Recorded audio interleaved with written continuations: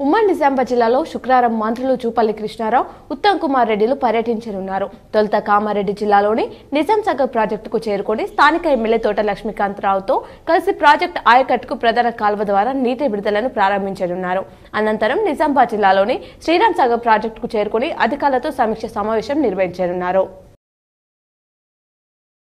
కేంద్ర మంత్రులు కిషన్ రెడ్డి, ధర్మేంద్ర ప్రధాన్తో సీఎం రేవంత్ రెడ్డి భేటీ అయ్యారు. తెలంగాణ కాంగ్రెస్ ఎంపీలతో కలిసి కిషన్ రెడ్డి, విద్యాశాఖ మంత్రి ధర్మేంద్ర ప్రధాన్ నివాసానికి వెళ్లిన CM regional ring road, metro rail, Singareni బొగ్గు గనులు, విద్యారంగానికి సంబంధించిన పలు అంశాలపై వారితో సీఎం చర్చించారు. కలిసిన వారిలో జహీరాబాద్ ఎంపీ సురేష్ షెట్కర్ ఉన్నారు. తన చిన్ననాటి స్నేహితుడు ప్రియుడు ఆంటోనీని హీరోయిన్ కీర్తి సురేష్ పెళ్లి చేసుకున్న సంగతి తెలిసిందే. ఆంటోనీ తాళి కట్టిన తర్వాత ఆమె ఎమోషనల్ అయ్యారు. ఈ ఫోటోను హీరో నాని పంచుకున్నారు.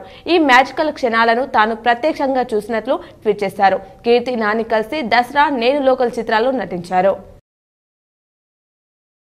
హైడ్రా కూల్చివేతలతో ప్రభుత్వానికి చెడ్డ పేరు వచ్చి ఉండవచ్చని మంత్రి శ్రీధర్ బాబు అన్నారు. ఒకరిద్దరు అధికారులు అత్యుత్సాహం వల్ల ఇలా జరిగి ఉంటుందని, దాన్ని సవరణ చేసుకోవాల్సిన బాధ్యత ప్రభుత్వంపై ఉందన్నారు. సామాన్య ప్రజానికానికి, పేదవానికి అన్యాయం జరగకూడదని చెప్పారు.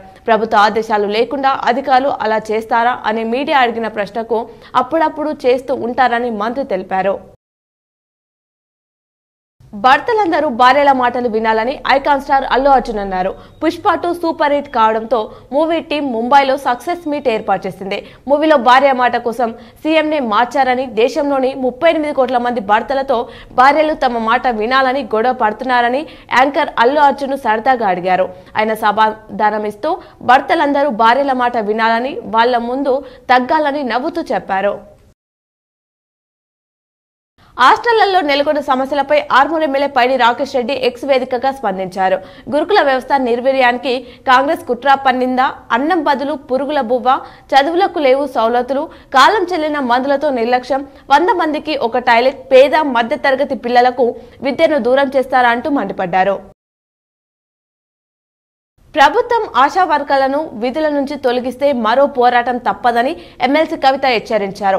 ఎన్నికల సమయంలో కాంగ్రెస్ ఆశలకు ఇచ్చిన హామీలు అమలు చేయాలని, వారి డిమాండ్లను పరిష్కరించాలని, ఆందోళన చేస్తున్న ఆశా వర్కర్లను విధుల నుంచి తొలగించాలని ప్రభుత్వ ఆలోచన సరికాదన్నారు.